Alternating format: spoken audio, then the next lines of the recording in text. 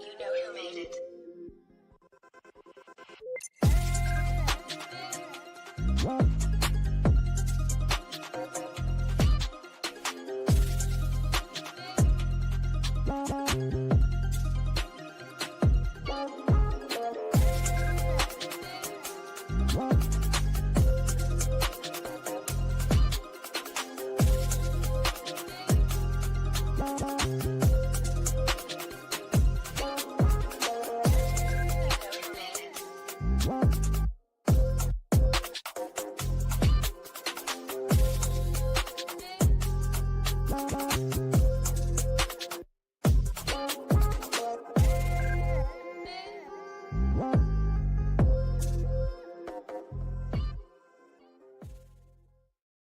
And we are live from LinkedIn, YouTube, Facebook, Twitch, and Instagram.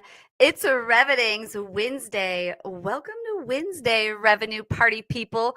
We've got a special daytime episode, and newsflash, we're going daytime every week in 2025. Started off as a nighttime show when I was still working full time. And now I don't work full time somewhere else anymore. I work for myself.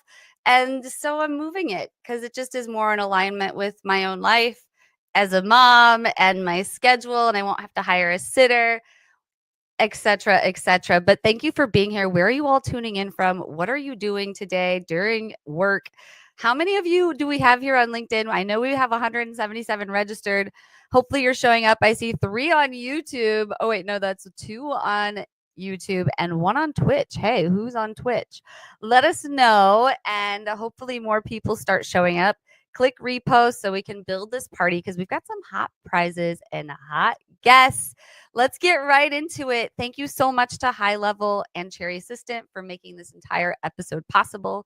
Cherry Assistant helped put together this entire episode, that from the overlays that you're seeing to the video to the coordination with the guests. I couldn't do it without Layla, who works with me one-on-one. She's my primary virtual assistant. I work with her all day long, and she's helping me not only move my own live stream along, but also client work as well. So, but you know, virtual assistants do more than just that. They can help you with your data entry. They can help you with sales outreach. There's so much more. So definitely reach out to Cherry Assistant. I put up my QR code, or you can just go to their website and mention that you heard about it here on Wednesday. And they can align you with a virtual assistant who has the skills and the timeline to help you with what you need. And then also High Level. I use High Level for everything. High Level is a CRM and marketing automation platform that allows me to send the weekly newsletter from revening.com if you want to go there and subscribe to it. But every week we're letting you know who we're talking to, and we do a recap of last week's episode. We're also keeping you updated on what's going on in the Women Wave community. And the newsletter is co-ed, so everyone can kind of keep up on what's going on. So yeah, definitely go subscribe to the newsletter, but check out High Level, and there'll be a little bit of a 3-minute video that I'll play just to introduce you to some of the cool things that High Level can do, but it does everything. I mean, like I said, CRM, and right now I'm migrating B2B SaaS companies from Salesforce and HubSpot to High Level. there are, just new tools out here that everyone can start to think about that, are helping them as well. So there's just different needs for different businesses. So start to explore high level and see if it works for you as well. And I'll put up this QR code. It's reveting.com/high level if you're listening to this on podcast, and you can get a 30-day free trial. But let's get right into it. So thank you for being here, Layla. Really appreciate your support. Welcome to the show, Lori and Daniel. I'm so happy to have you here. But I want to just jump right into it and put the 2 minutes on the clock and let the audience hear for themselves why you're so amazing. I know why you're so amazing.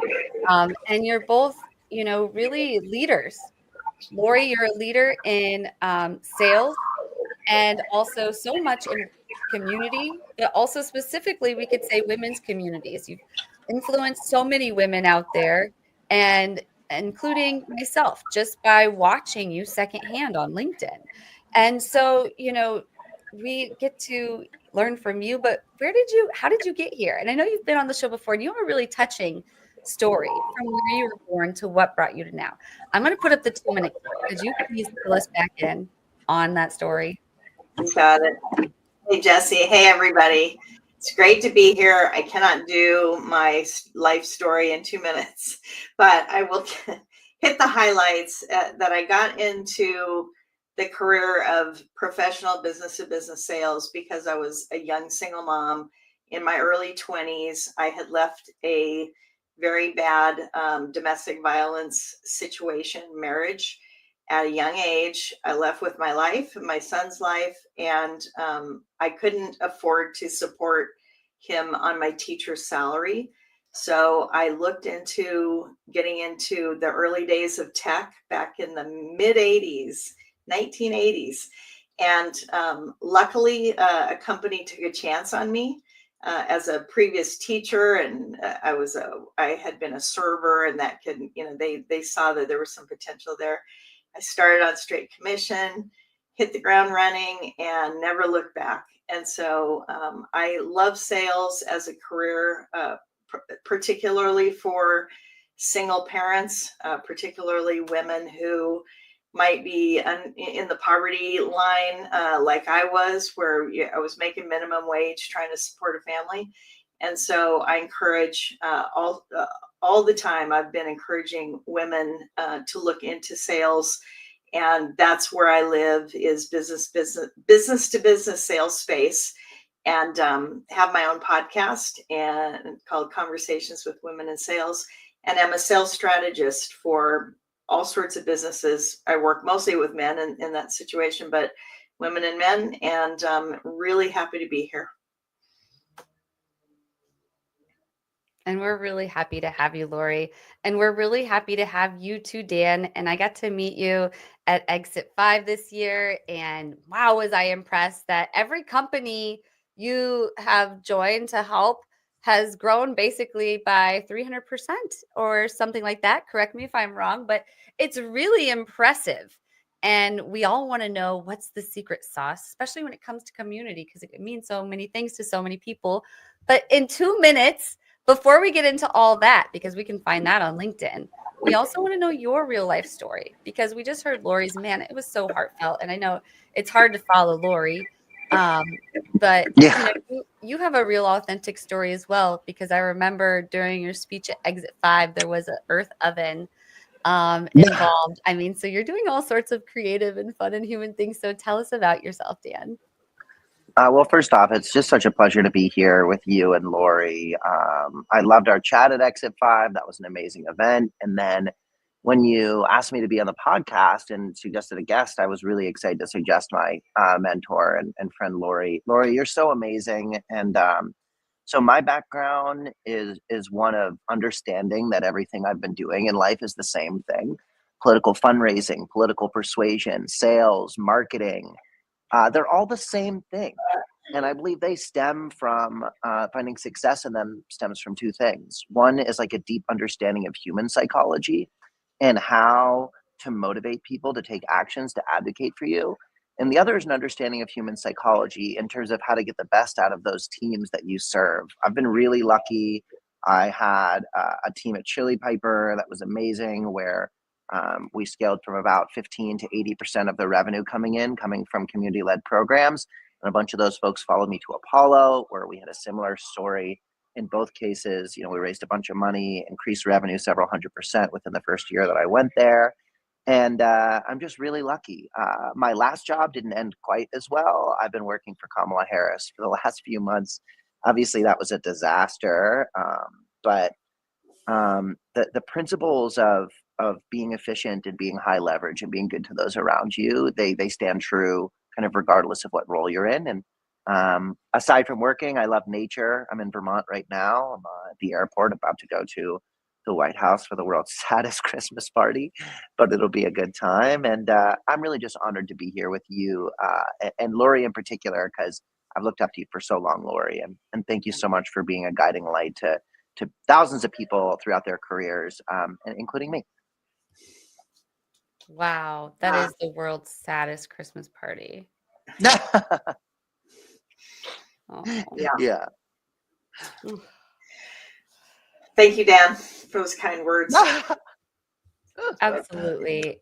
And thank you for sharing that, Dan. And I'm really looking forward to just sharing so much from both of you through this podcast and this live stream on what topics we're getting into today, because both of you have so much experience and so much knowledge that can really enhance so many people's lives, be it business ownership and their marketing roles, sales roles, or just in life in general. But let's kick it off with the first topic, Lori.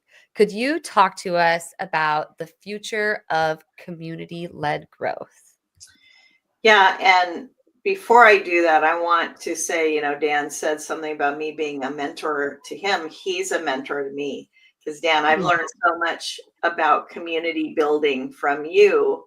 And another shout out that I want to make sure that I give now is that this year, Dan single-handedly fundraised for the Barbara Giamanco Memorial Scholarship, and through offering his services and charging a fee and people making a donation to the scholarship with that fee, we were able to gift 12 women a $1,000 scholarship to show them that we're out there in the business community supporting them. And we had over 50 applicants, and we cheered on all those women because we know that women are underrepresented in sales. And so I just want to say a big thank you, Dan, because it wasn't made into a big deal. And I just really appreciate that you single-handedly made that happen. So thank you so much for that. My pleasure, honestly. It's just a joy to get to work with you in any way. If you ask me to jump, I'll always just say how. Well, let's talk about community, because I've learned a lot from you, and you were just mentioning Chili Piper went from like 15 to 80%. What did revenue increase through the building of community? Was that about right? Yeah, like community, I guess one of the first things, and I'm curious what you think, Lori, is like, how do you define community, right? Because it means so many different things to so many different people. But the stat at Chili Piper was, pipeline sourced by kind of attribution source. Community efforts were about 15% before I joined, about 75% within a year of joining at Chili Piper. And a very similar thing happened at Apollo. I was also at Modern Sales Pros before that, a community where we had a similar growth trajectory. That's where we first met too, was Modern Sales Pros. Yeah. It's so funny. Way back. They ripped off your name, right? Women Sales Pros was there first. Oh, well, that's all right. That's all right.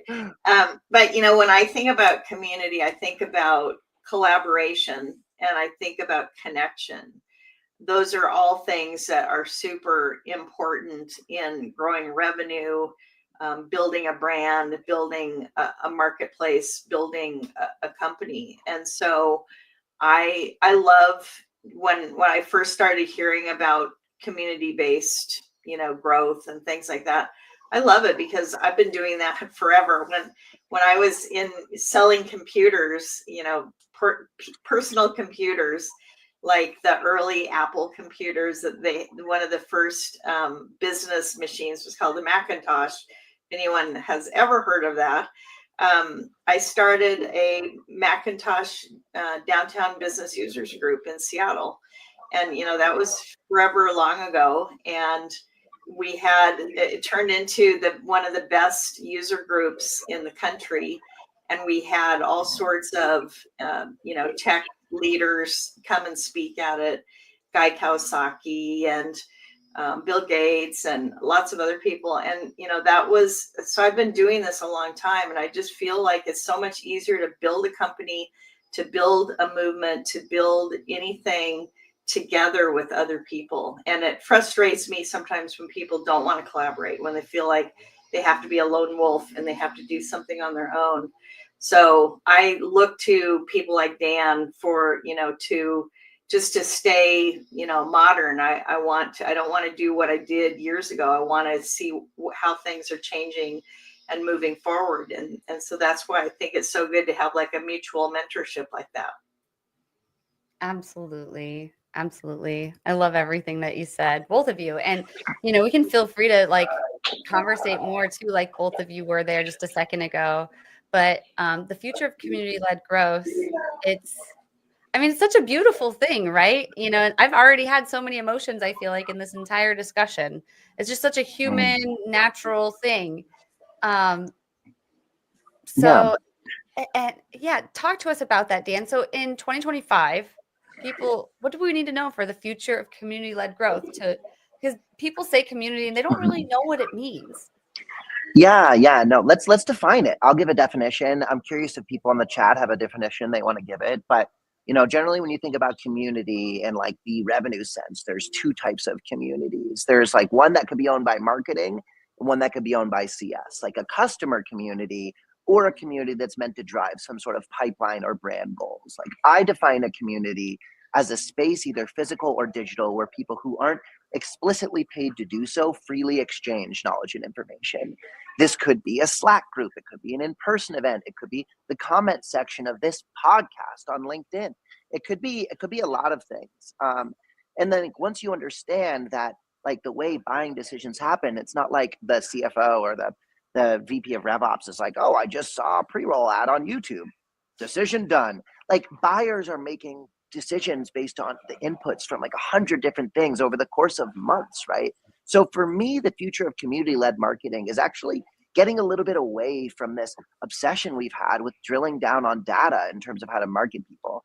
And I saw this a lot on the Harris campaign as well, where we have so much data now on everybody that we can really hone our marketing down to appeal just to very specific personas. But in doing so and using AI to assist this research and stuff, we actually moved somewhat away the broader themes of marketing. That was like part of the heyday of golden marketing, where you're like, you look at a fancy car and you're like, wow, here are the emotions it evokes, right? So for me, community marketing is about understanding those spaces that influence your customers. What are they? Where are they? Is it a blog? Is it a podcast? Is it an in-person event? And then you place the customer voice into those spaces and make the customers feel amazing about advocating for you. There's so much noise right now in marketing, in ads, in companies spending millions of dollars on LinkedIn ads, that there's like a dearth of authenticity, right? And with the profusion of AI created content, there's an insane amount of highly inauthentic content. So I honestly believe that the future of community marketing is the answer to the rise of AI content. It creates a profusion of highly authentic, highly real, high velocity content. Yeah, totally. 100%. And we need that, right? Because we're living in the world of AI. Leslie says there aren't a lot of metrics on how people actually feel about your company. And this is Leslie Greenwood of Wednesday Women. Thank you, Leslie. Yeah, it's true. There aren't a lot of metrics on how people actually feel about your company. So Leslie, she's big on community too. Leslie, from the comments, we'd love to hear from you. Like, how do you define community in all of this? And, and the future of community to you too, 2025. But before we move on to how to scale your community, is there anything else either of you want to touch on, either Lori or Dan, on the future of community-led growth or community-led marketing? Yeah, I want to add that we didn't mention this, Dan, but I think it needs to be kind of a safe space, and safe can be a word that can be misused as well. But you need to feel comfortable to be able to share what you have to say and know that someone, it's going to be listened to and not, not just thrown out the window. So I think having a respectful environment, and one that is full of, interest. I call them big picture type people. I like to be around big picture people that can think and can take a comment and maybe put a spin on it, or maybe, give a different opinion, and that's okay. That's what I long for. Yeah. No, I think that's such a good point, Lori. And it's like the future of something, like the future of things isn't always good, right? Like I believe that the future of community-led growth should be this, but it'll probably be as something different. So I agree with you, Lori, that like the future of community-led growth should be these spaces where people feel safe. But the reality that we're going to see over the next year, I think, is a lot of people doing community really poorly. A lot of communities that are dominated by like a group of bros who are like just sharing broy memes about sales or things like that, or a community that's full of the sponsors of the communities that just selling constantly, or the owners of the communities are under financial constraints, so they have to sell out. That is going to happen a lot as well. Another thing that's going to happen in community-led growth over the next year is a profusion of really bad affiliate partnerships, right? People who kind of sell LinkedIn impressions for money. I think that's fine if it's the right fit, but in most cases, it's not the right fit and it's not authentic, right? Like a lot of people are going to try to capture community by having non-customers pretend to be customers. Like, I don't think that's community. And I agree with you entirely. It needs to be, if it's done well, a safe space, both in terms of people's identity being respected, people being listened to, people not being bullied, but also in terms of like not being a place where everyone is just constantly selling their stuff. Yeah. Yeah, and I hear you on the affiliate thing, but I think the affiliate thing can go really well too, right?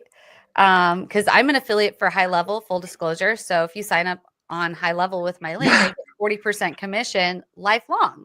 And so they don't have a sales team because they just have affiliate marketers like me who go get unlimited commission on selling their product at 40%. So it's a great cut.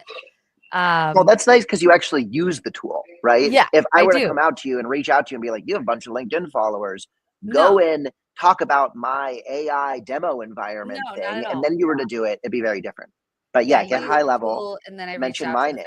I want 40% too. Just kidding. No, yeah, that's why I think High Level is great. And I think the future is affiliate marketing, but I think you're right. Affiliate marketing can go bad too. But I'm going to get into it. Make sure people are entering to win prizes. I see you there, Leslie. You might want to win a wireless headset. I don't know, or maybe one of the other ones. Let's see. Maybe She Sells or 30 Minutes with Dan. 30 minutes with Dan. That's the big prize. Hello. Leslie must have that book already for sure. I want to. Leslie does. Leslie is a big promoter of the book. Yeah. 100%. No, Leslie's the best. And I'm sure she probably has that book. She probably has all the books. I mean, there are some really awesome content. There's really awesome content, Lori, that you put out even just on LinkedIn. So people should go follow you if they don't win the book, but definitely enter to win the book. And I have a question for Dan. Yeah. Dan, what do you think about this movement for paid introductions? Where I know different people, other people know people, and there are companies that have been set up to pay you for an introduction. Yeah, well, they say like controversial stuff performs well, right? So I will go and kind of loop back to the other thing. Like, I don't know about any of that stuff. I'm not sure about affiliate marketing. I know it's working for you, Lizzie, but I think in some cases when you're just starting up, you need that to get additional groundswell. But I actually think affiliate marketing is sending mixed signals throughout the industry and what actually works and what doesn't. In terms of like a pay for intro thing, that as well is a trade-off you have to make, right? Because like when you're marketing, you need to balance these long-term brand plays, these things that you do yourself with these other things that help you hit your goals. And to some extent, like like sponsoring other community or paying for direct intros versus building and training and enabling your own sales team. It's like planting a garden in someone else's lawn, right? You can get vegetables from it and eat it, but like you're going to have to start that over again and again and again. And you're not like having the soil regenerate each year and like the seeds from the kale come back or whatever. The metaphor is getting a little away from us, but I would say it makes sense to some extent. But then when you're doing that and then you're scaling your qualified held meetings, you're scaling your pipeline, at a certain point, there are foundational things you need to do that are high leverage. And this is like a one-off input with a one-off output. You can continue to do that, but it probably won't scale. That's my thought. Good. Thank you. What do you think, Lori? I've done it, and in the right circumstances, I think it's really good. I'm very picky about who I choose to work with, and so Yeah. I wouldn't do it with just anyone. I wouldn't do it with just like when I get sponsors for Win the Sales Pros for our newsletter, for example, or for our podcast. I won't do it with just any company. It has to be a company that has a track record, of working to be more inclusive and things like that. When you hear bad things about certain people that are there or have been there, or there are different companies that we all know have different reputations out there. I just won't work with companies like that. So if I'm selective and it's a good offer, then I'm happy to make an introduction. Yeah, that makes sense. And that's why it's like, the answer to everything is it varies, right? Because it's like, you're a high integrity person, Lori. I trust you. If you advocated for a software, I would say you probably believe the software is good and the people running the software is good. Like when we think of the influencer infrastructure right now, a lot of the people running it, it's their full-time job. Their job is to make money, and they're trying to do that by selling affiliate sponsorships and doing paid posts and things like that. Like your core, Lori, I believe, and you've had an incredibly successful long career, but it's to help people and to help your audience, right? So I would just say, like, when you see these affiliate programs as a consumer, or when a sponsor, you're thinking about paying affiliates, just try to make sure it's authentic. Like Jessie, you've talked about High Level so many times. Like, I know you actually love it. It's great. I used High Level but for a whole buyer year beware. before. Yeah, totally. Yeah, not High Level, but other things that aren't actually authentic. Right. And I hear you, because I've been approached and people have offered to pay me like $300 to post for whatever tool. And I'm like, who are you? Can I get access to that tool? No. Like, what? You want me to post about that? No. Yeah. And Makes no love sense. what Leslie said. You're trading your social capital for money, but social capital is finite. That term social capital is so interesting, which, by the way, if you've never read the book Bowling Alone, they introduced the word social capital to me. And that book is really all about, how we're moving away from that community aspect in all aspects of life. We're literally bowling alone now. Whereas like we used to like bowl with friends, or we're eating dinner alone now. Whereas like we used to have people over for dinners. But like human connection is becoming more individualized compared to more communal, which happens in a capitalistic society. Whatever, that book is great, but I love that she used this word. It's so important, and we have to think about social capital because it does become more important than financial capital in many ways. Right. But how do we scale? It's easy to think of scaling financial capital. How do we scale that social capital within a community, Dan? Okay. I'm going to give you a framework that I've used a bunch of times. If you've listened to me in other podcasts, you've probably heard this before, but step by step, how do you scale community?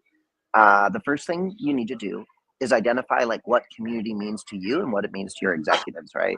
A lot of times with community marketing, you operate in spaces that aren't directly attributable. And that's a huge advantage because it means that other people aren't operating there, because 90% of all the CMOs in SaaS right now need success metrics to give to their CFOs around what's working.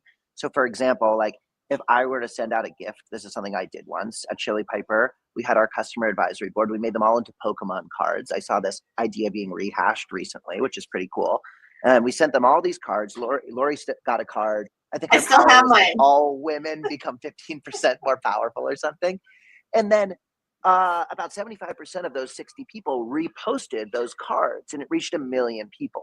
Now that I'm not like, here's a Pokemon card, please post on LinkedIn with these UTM parameters, right? A lot of community marketing operates in the dark funnel, operates in spaces that aren't as easily trackable. So the first step to scaling community marketing is to have this conversation with your exec leadership, being like, we're going to see our website traffic increase. We'll see our demo requests increase. It's almost like addition by subtraction. Here's what we have a high degree of likelihood of a belief is that behind this. Let's run a series of experiments in community marketing to see if we get this correlation between organic impressions on LinkedIn or events or whatever and website traffic and ultimately demo flow and close won deals. So after you've had that conversation, the next question becomes like, okay, where do I build community? And for this, I'd recommend you build something called an influence map. Oftentimes marketers get so fancy. We're like, let's do all this crazy targeting. Just ask your customers, ask them, what blogs do they listen to? What podcasts are they in? What communities are they involved in? What events are they attending, right? Now that you've built this influence map, the question becomes, what customers do I have that I can deploy to these spaces that hold influence? So you deploy the customers to the spaces, and then in like Pavilion or whatever Slack community, when the question comes up, what is the best, CRM solution or whatever, an authentic customer says, oh, use this, use that. And that's basically how I generally try to scale community marketing. I run everything as an experiment. And then when that experiment's concluded, there is a kind of an explicit conversation with executives that a successful experiment means more budget or more headcount or get off my back on meeting myopic level attribution for Pokemon cards or whatever. That's how I would scale it to some extent, although it's really it's really bespoke for every company and every ICP. Yeah, it really is bespoke. I love that word. It's a perfect word for it. What's your take on that, Lori? Well, when Dan's talking about an influence map, I mean, I feel like that's what we've done for years is try to get to know our buyers. Sam McKenna calls it show me, you know me. It's about knowing where they go, what they read, what they do, what their customers do. And it's the foundation for being successful in building a relationship with your buyers and your customers. Definitely. Yeah, one other thing I would say on scaling the community is like, maybe don't like maybe the community is actually just all about you and your revenue and you're making money for your business, and maybe your customers will see that, and maybe it'll ruin the community, right? Like something I love about great community makers is they see a need and they solve it. Like look at Lori's She Sells community from a couple of years ago. And this is something I think it's kind of entering into the third question, but it's like there are a lot of communities out there run by men that aren't getting along with each other, that are like adversarial or whatever. And no one fits within any gender trope or whatever. But this woman, Rain Eisler, was telling me a while back that like the way, and she's like one of the founders of ecofeminism. She's like amazing. That it's like, to some extent, the way we've been socialized in the US is that like the female psyche is more about empower, where the male psyche is more about power. And like I look at what Lori did with She Sells a few years ago. She aggregated all the women in sales communities and provided a resource so they can better collaborate and help each other. So what I would say is like, if you're going to scale a community, first ask like, is this just about you and your money? Because if so, it's not going to be authentic. It's not going to work. Is it about something broader, like helping people use your product, helping them grow their careers, like helping overcome like the patriarchy or whatever? Like that is where you'll actually find people authentically want to engage because it's real. Absolutely. 100%. Yeah, I saw Heidi Solomon Orlick chime in. Hi, Heidi. She also did the same thing. She had different women write chapters in a book, and then she launched a book tour and was very successful with that. And Dan, I want you to see. I still have my chili. That's so cool. My family thought I was pretty cool to have that. I love that. Yeah, shout out to Caitlin Barr, the graphic design artist who made those. She's actually looking for work right now. I can put her LinkedIn in the chat, but she's like a gifted, somebody's going to snag her really quickly. Really, really impressive marketer. Cool. Well, awesome. Yeah, definitely. Someone go out and snag her because those are really cool. But Lori, it's funny that Heidi chimed in here because, I have to give full credit to Dan. Dan had this really awesome idea to ask a few people some questions about you before this episode. And Heidi was one of those people who answered, and I just want to play that really quick.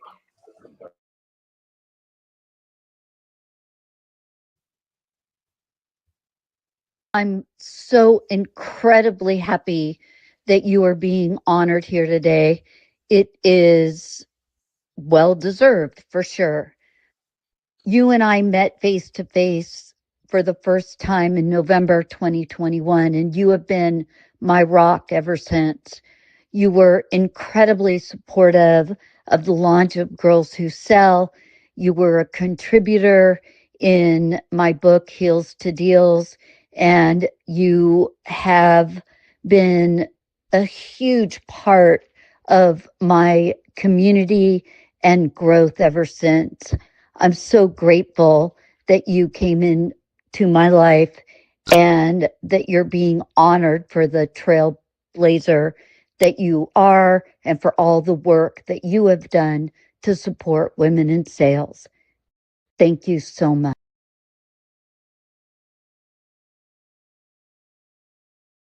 Thank you, Oh, boy. Heidi. A little blindsided there.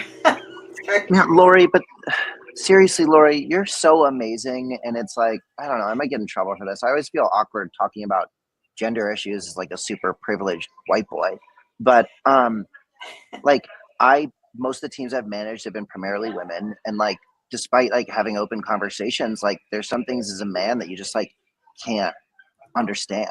Or like you can't empathize. Like I'm not harassed in the workplace, like, things like that. And I'm just so grateful for the support you have, Lori, not only supporting other women, but like helping men like me support everybody. But also like there's some things I can't do. So like knowing that I can establish you as a mentor for the people on the teams that I support has just meant the worst to me. And I'm almost like close to tears now because it's like I've never worked at a job where my female employees have the ones that I serve haven't been harassed, like to some extent by customers or by whatever. And it just like you being able to be there for them has just been really meaningful. It's helped me retain some of the best staff I've ever worked with, as well as treat people with dignity. So I know there are maybe hundreds of people who have videos like that they would want to submit about you, Lori, and we're all just so grateful for you. Thank you. And I would say you stand up for women, and a lot of men don't do that. So you need to take some of that credit too for putting your neck on the line. And I know you have. So it really means a lot that it's because women, we can't change things in SaaS or B2B or, whatever we're looking at. And I focus on sales. We can't do it alone. We need men like you to speak up. So thank you, Dan. Yes. Thank you, Dan. You are very inspiring. And I knew right away when I saw you on stage, I'm like, that man is going to help lead us forward. And so I am just so honored. And of course, when I approached you, you were so approachable. You not only agreed to come on this show, you came on one of my clients' shows. And, it's just been such an honor and privilege to get to know you. But, real quick, Lori, there was one other message from someone. Let me see if I can bring them in. You got it.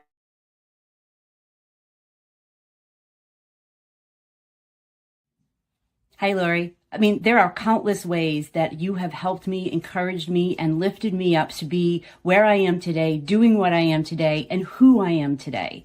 But I think that the biggest impact that I haven't shared with you is how you showed me the way to raise others, how to promote others, how to rising ships and all of those things. And it's all because of the example that you set. So thank you, thank you, thank you. I so appreciate you and love our friendship.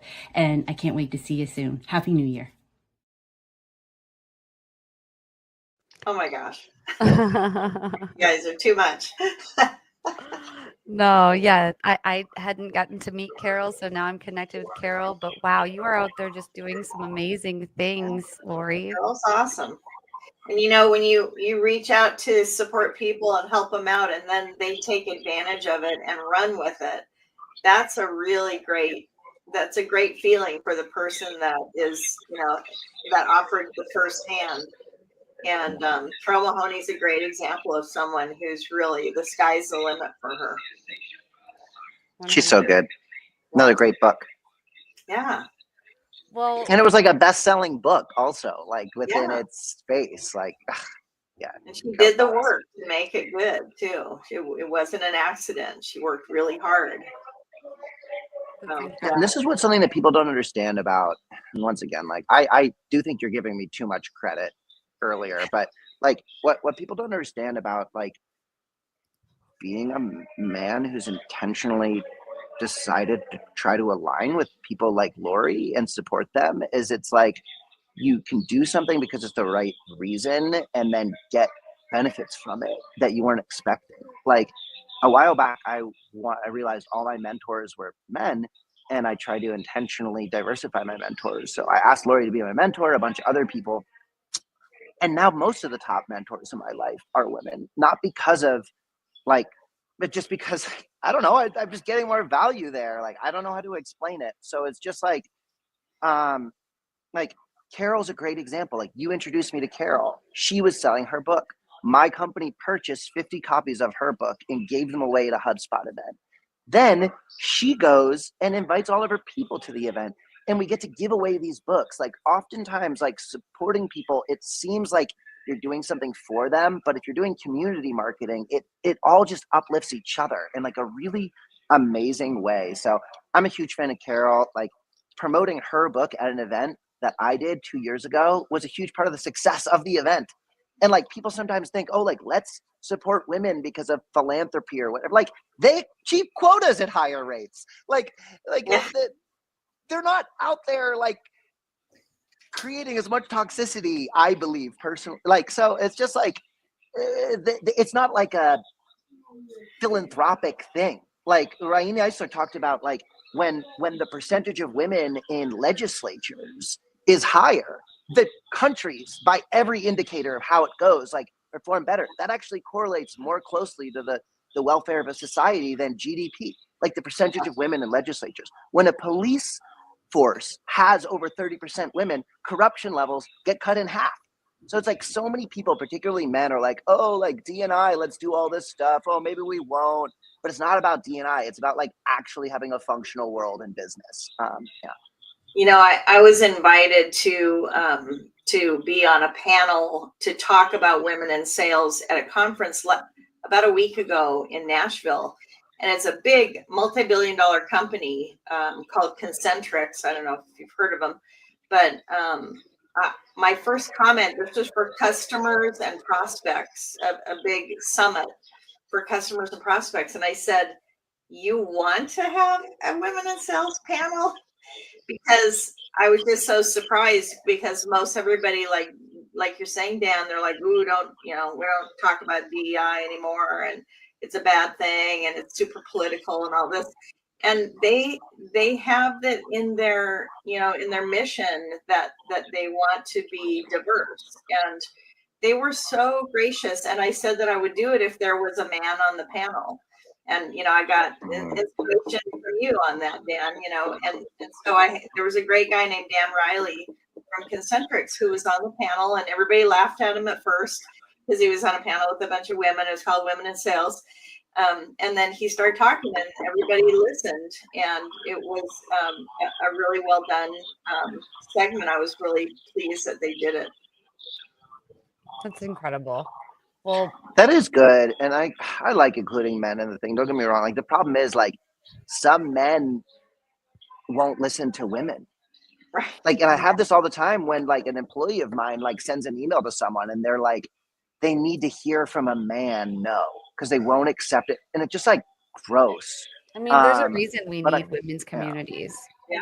Yeah. I just think it's gross, but it is true that like sometimes you need men on the panels because like the people you're trying to reach the most won't even listen to women. Maybe you don't. Maybe there's no hope for those people, and you should just ignore them. I don't know. Yeah, I'm gonna get in trouble for this podcast. I can tell. That was one of the ideas behind this podcast. I was getting sick of manels, and I was like, well, at least if I have a show, it's never going to be a manel because at least I'll be there. But speaking of that, and just the power of women's communities, there really is, I've found a lot of power in women's communities. I run a WhatsApp group. It's a free group for women business owners. We've got women in sales, women in marketing, a lot of women who were on that sales and tell list, the top 300 B2B women in SaaS. So a lot of B2B marketers and salespeople in there. But, you know, we had a retreat last year. We got together. It was this year, still 2024. We got together in person and just connected, but we have weekly themes. And one of the themes that really always takes off is lifting each other up, like lift as we rise, you know, like who's someone that you can like post about on LinkedIn that's in the group today? Who's someone that you can help? There's just a lot of power that's come from it. You know, I've seen people become TikTok affiliates because I'm sharing how to become a TikTok affiliate in there. I've seen people like start their own side hustle because they see what I'm doing in high level. You know, there's people starting to go live because they saw what I was doing with the live stream, which is really where it started. But there's power in it, and you've seen it more than I have. So could you tell us about the true power of women's communities? Well, you're leading by example, and that's everything you said. There are examples that you're leading by, and I don't think a community does all that on its own. You have to demonstrate things over and over and over and over, just like teaching someone. You know, adults learn in, you know, bits and bytes and in repetition and reinforcement. And so you keep demonstrating it, and then people pick up on it. And I don't think it's a women for me, I'm not in a women exclusive community too often. I'm in communities now. I recently just got on the board of a community called Legacy, and it's for mostly women, but we also have men who are allies. So it's not just everyone's invited in, and they're corporate as well as non-corporate. And so I like that mix of people. I've been in many women-only communities, and I'm focused on sales, so I'm different from other people that are in bigger, broader communities. But for me, until I see more women in sales and sales leadership, I'm going to keep championing those groups and those causes because it's important. And not only is it good for the company, as Dan was saying, like their numbers, we can prove this out. We have lots of science behind this to explain why it's smart to do, but it also changes someone's life. Like when I got into sales, I got off the poverty track. I was, you know, I wasn't in poverty, but I was on the train, and you know, it wasn't going to get any better unless I changed my situation and my surroundings and my income. And that's what business to business selling did for me. So I want to help keep championing that as long as I can. 100%. Yeah, there's something really interesting about, I was talking to, I think, Sheldon Banks about this, because Chili Piper was supporting this org in Chicago, Lumity, that tried to get kind of disadvantaged folks into, and this isn't exactly women centric, just more, but it's like into STEM roles, right?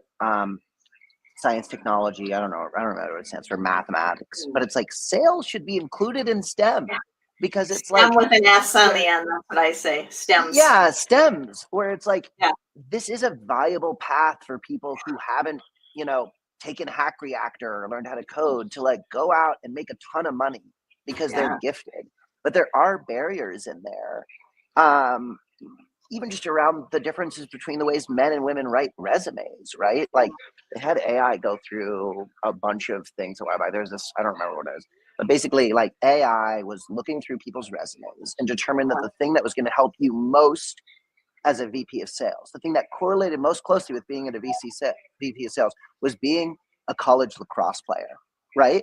That had the highest correlation. Why? Because like AI is feeding off the existing biases that we have and things like that. So it's just like sales is so important for enfranchisement of everyone.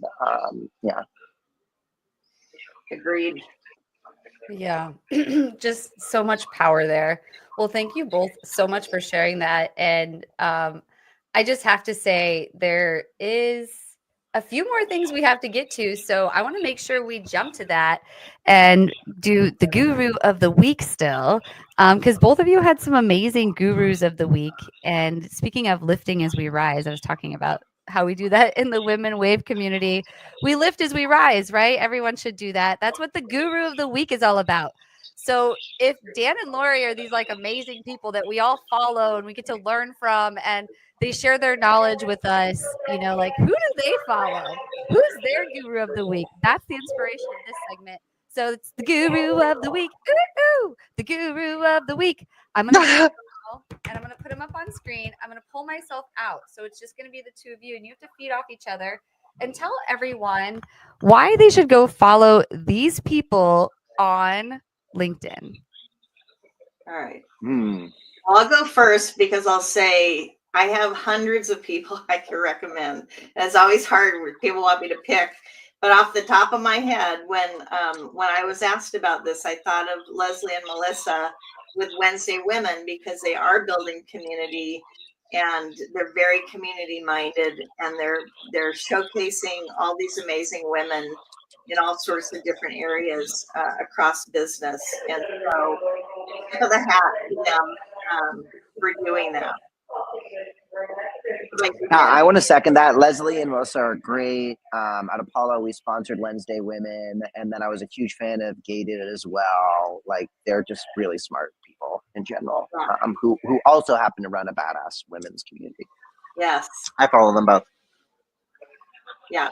And how about yours? Okay, I'll go next, but people got to follow Lori. Lori, I know you said that, like, oh, like, I'm like, you're my mentor. You're like, I'm your mentor. Like, we are not the same. Like, you are, you're just amazing. So I am just so grateful to follow you and to learn from you and to have read your book. A couple other people you should follow. One is Danny Howe. So there was a pretty decent size exodus from Apollo recently, and Danny is there like holding down the community function herself. She's a gifted community marketer, working at companies like Rippling. She ran the Mutiny community for a long time. She helped Common Room build up their community. Just a really gifted marketer you should definitely follow. The other person is Medjoli, who, this is why I'm saying, like, I get too much credit. Like, the bar for being a male manager of women is so low. You literally just need to like not harass your employees and not talk over them, and you're like better than 90% of men. So it's like a lot of my success has been because Medjoli and Taylor Boker have followed me from company to company, and I just have been decent to them. So it's like, follow Medjoli. She's amazing. She just was given an honor as one of the top marketers to follow by Exit 5 as well. And there are a ton of people to follow, but Danny and Medjoli would be two really amazing people to follow. That's awesome. And Lori. That is awesome. Thank you both so much for sharing. And you know what's super awesome about that is one of the people you had on the screen there has a message for you as well, Lori.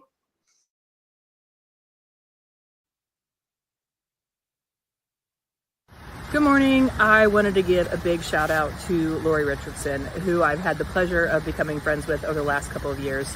She's been a mentor, a sounding board, and a real champion for what I've been doing. And so she needs all the kudos and all the shout outs in the world.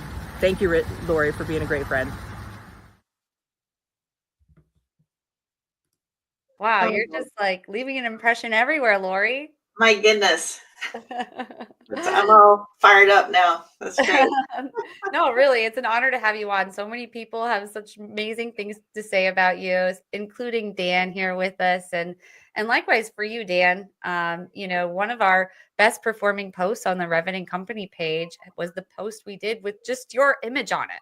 People know you. You are definitely an influencer, whether you like it or not.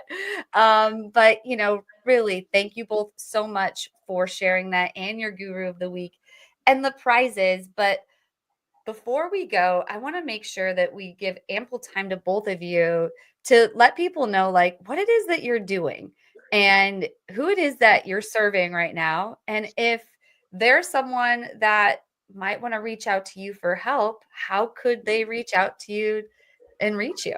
We'll start with you, Dan.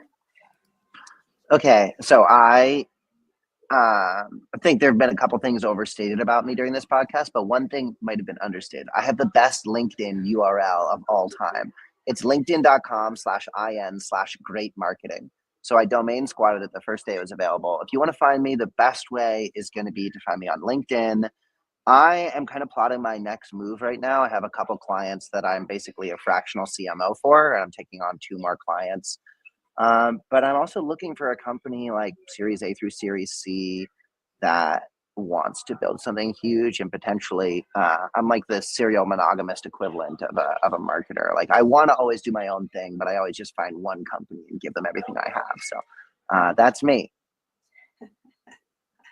I love that. Well, Right. some companies about to be very lucky. Thank you so much for sharing that. And then Layla just tagged in your gurus of the week.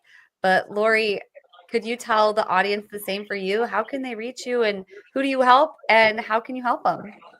Yeah, the best way to reach me is through LinkedIn. Mine is Score More Sales. I love that yours is great marketing, Dan. I didn't even know that about you.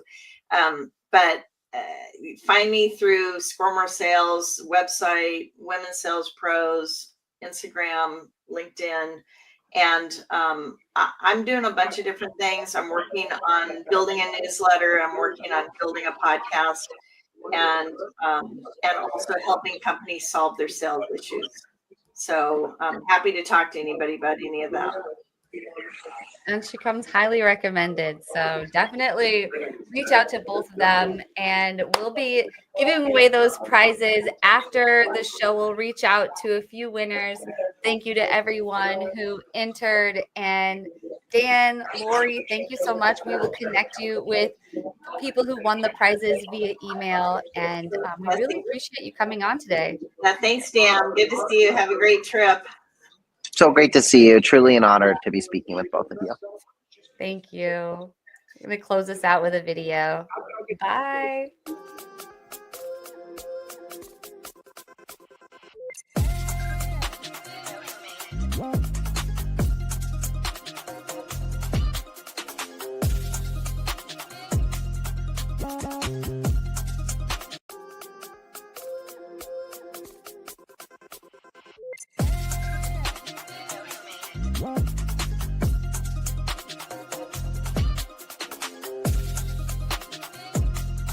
You know who made it.